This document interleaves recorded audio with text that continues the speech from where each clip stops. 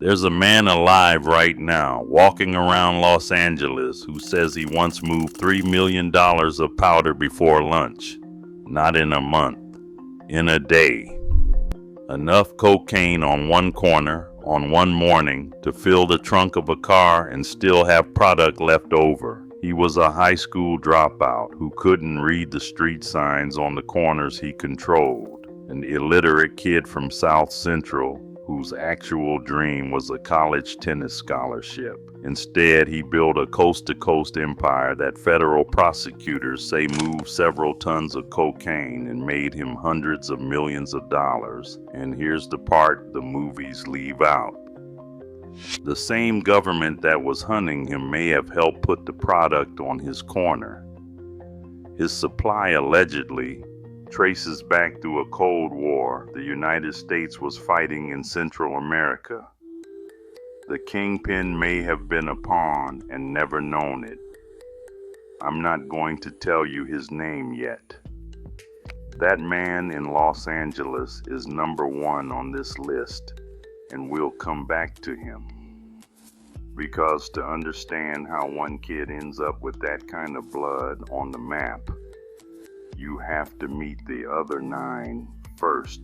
Millionaires, snipers, informants, empires that burned bright and collapsed in a matter of years. Not cartel bosses in Colombia. American kids mostly, who turned a cheap new product into fortunes and turned their own neighborhoods into war zones. So let's talk about the 10 most notorious kingpins of the crack era, and we start on the other side of the country with a teenager on a park bench.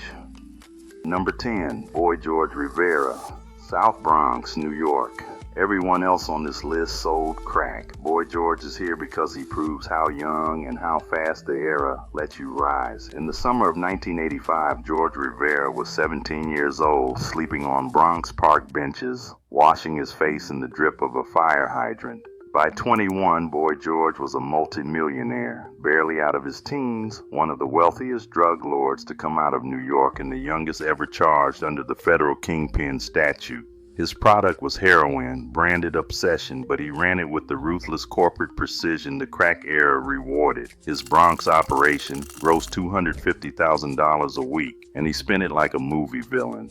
On Christmas Eve 1988, he threw a party on a chartered yacht, 150 teenagers in black tie, cruising out into New York Harbor. Big Daddy Kane took $12,000 in cash for a 15-minute set. He had the word obsession spelled out in tile at the bottom of his swimming pool. Today he is serving a life sentence in federal prison. Number 9, Boobie Williams, Miami, Florida.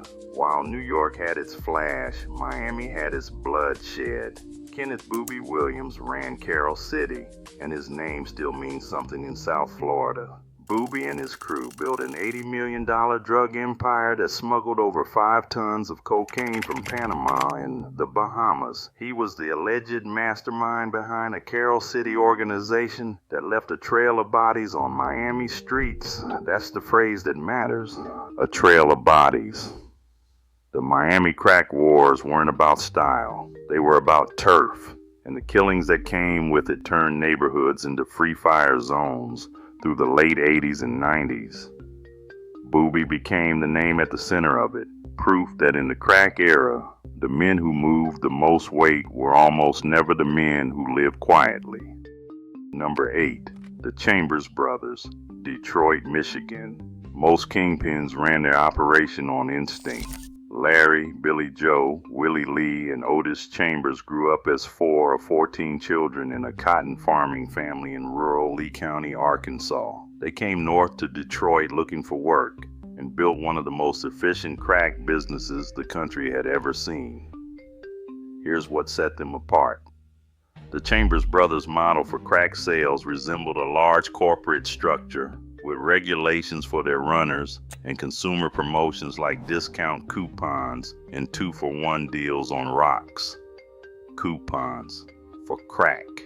And they staffed it like a chain. They pulled people from as far away as Arkansas to live in Chambers' houses and peddle their drugs. A problem that had seemed contained to Detroit had spread to the rural South.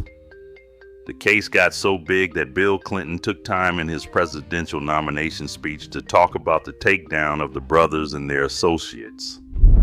An Arkansas farm boy's crack ring, name check from a national convention stage. Number 7, Kenneth Supreme McGriff, Queens, New York. Some of these names faded. Supremes got louder. In the early 1980s, McGriff organized a gang in the vicinity of the Baisley Park houses in Jamaica, Queens, and under his leadership, it concentrated on the widespread distribution of crack cocaine. They called it the Supreme Team. The numbers were staggering for a street operation. At its 1987 peak, the Supreme Team's drug receipts from its street-level operation exceeded $200,000 a day, and the gang regularly committed acts of violence and murder to maintain its stranglehold on the area's drug trade. But here's why the name never died. The Supreme Team ruled the same Queen streets that later produced platinum-selling artists like Run DMC, Nas J. Rule, and 50 Cent. And those artists turned Supreme into a legend. Decades later, Nas himself co-directed a documentary series about the crew. Supreme is now serving life in federal prison, convicted years later of murder for hire, but on wax he became immortal. Number 6, Rayful Edmond, Washington, D.C. If you want to see what one man can do to one city, look at what Rayful Edmond did to the nation's capital.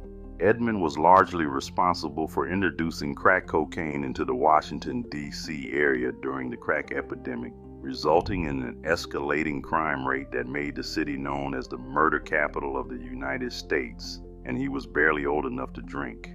At the height of D.C.'s crack epidemic in 1987, this 22-year-old was responsible for distributing 60% of the cocaine that flooded the city's streets. At his peak, Rayful sold 2,000 kilos a week, reaped gross profits of $70 million a month, and ran an operation with over 150 soldiers. Then there's the detail that defined him. Edmond was an avid Georgetown Hoyas fan and frequently sat courtside with his entourage, becoming friendly with several players. The city's biggest drug dealer, sitting front row at college basketball, handing $100 bills to neighborhood kids.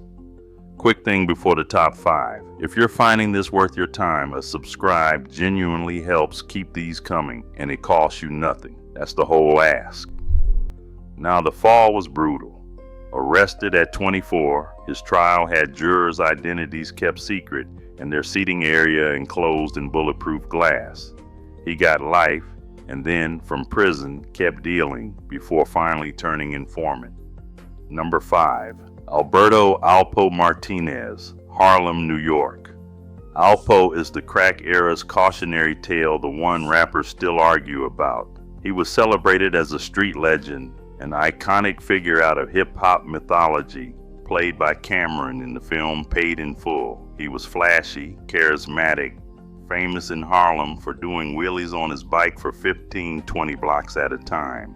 He transported hundreds of kilos of cocaine into Washington, D.C., running with a young Harlem trio that hip-hop would turn into folklore. And then he did the thing that defined him forever. His partnership had a tragic ending. Alpo killed Rich Porter, his best friend. He then fled to Washington, D.C., filled the vacuum Rayful Edmond left, and eventually did something the streets never forgive.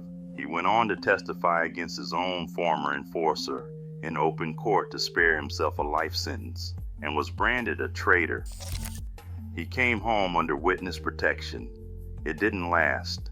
Just after midnight on Halloween, Alpo was shot 5 times while driving in Harlem and pronounced dead a short time later. The man who broke every rule died on the same streets that made him. Number 4, White Boy Rick, Detroit, Michigan.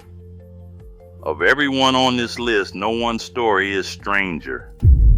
Richard White Boy Rick Wershey became a local pop culture touchstone in mid-1980s. Detroit, a teenager in white in circumstances that led him to the top of the black underworld at the age of 17.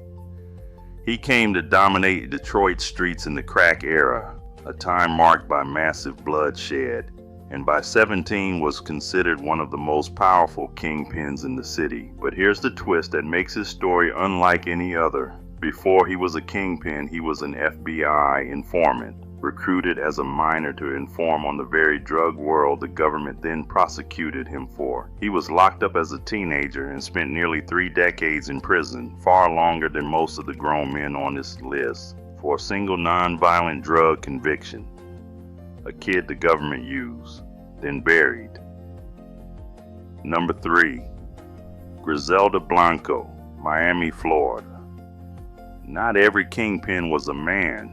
Known as La Madrina, the Black Widow, and the Cocaine Godmother, Blanco controlled cocaine trafficking into Miami for the Medellin cartel for almost 20 years, starting in the 1980s. She was the supply line, the wholesaler behind the powder that so many street kingpins cooked into rock.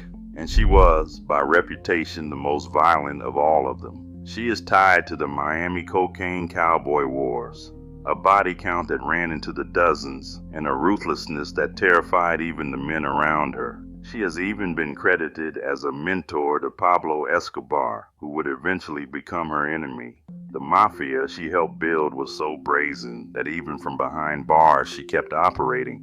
Blanco continued running her drug operation from a Miami prison, and at one point faced multiple murder counts, until the case fell apart after the star witness was caught paying prosecutors' secretaries for phone sex. She was eventually deported and killed in Colombia in 2012, shot fittingly in the street.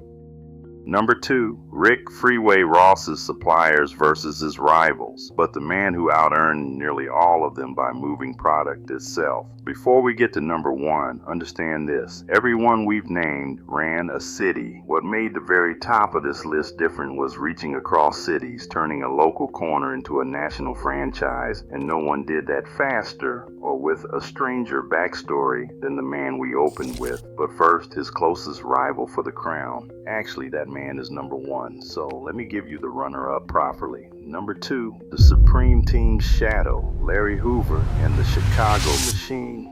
In Chicago, the crack era didn't run on one flashy kingpin, it ran on an organization. Larry Hoover from Chicago turned a street gang into a drug-dealing corporate structure that outlived his own imprisonment. A hierarchy so disciplined, it kept moving product with him behind bars, the same way Rayful Edmond and Griselda Blanco did. Hoover became the blueprint for gangers' enterprise, less a dealer than a CEO, running a crack economy through ranks and rules from a prison cell. Where the others were legends, Hoover was infrastructure, and that made him, in the long run, more dangerous than any single hustler on a corner. And number 1 is Rick Freeway Ross. South Central Los Angeles. That man still walking around LA today. Start where he started because it's the last place you'd expect a kingpin. Ross played tennis at his Los Angeles high school, but couldn't get the college scholarship he wanted because he was illiterate. The nickname Freeway came from the properties he owned along the Harbor Freeway. He didn't invent crack, but he industrialized it. By 1984, Freeway Rick was a kingpin with over a dozen crack houses in South Central, churning out $20,000 to $40,000 a day in profit.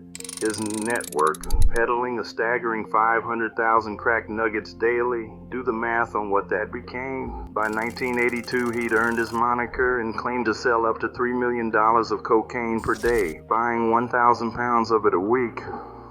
There is no doubt that Ricky Ross created a massive distribution network that poured enormous amounts of crack into Los Angeles and elsewhere. During the mid-1980s, this wasn't one city. His market was national: Seattle, New York, Miami, as well as Los Angeles. And here's the part that separates Ross from everyone else on this list, the reason his name outlasts them all. His supplier was a Nicaraguan named Danilo Blandon, which let Ross buy cocaine at cut-rate prices while distributing it to the Bloods and Crips. His connections to the Iran-Contra scandal were first revealed in a series of articles in the San Jose Mercury News. Ross was a pioneer in the crack trade who made millions as an unknowing pawn of operatives who offered him unlimited cocaine. The reporter Gary Webb claimed the CIA had funded funded a guerrilla army in Nicaragua that used crack sales in Los Angeles to finance a war. The empire in South Central, allegedly bankrolling a Cold War. Whether or not you believe every word of it, no other crack kingpin story reaches that high. And then it ended the way it always ends. In 1996, Ross was sentenced to life in prison after being convicted of selling 100 kilograms of cocaine to a federal agent. The tennis player who couldn't read had beaten task forces, corrupt deputies, and a decade of investigations brought down at last in a sting. But here's the ending you don't get with the others. In prison, he taught himself to read and write. A court of appeals reduced his life sentence, and he was released. Now living in Los Angeles with his family, speaking to high school students about staying away from drugs.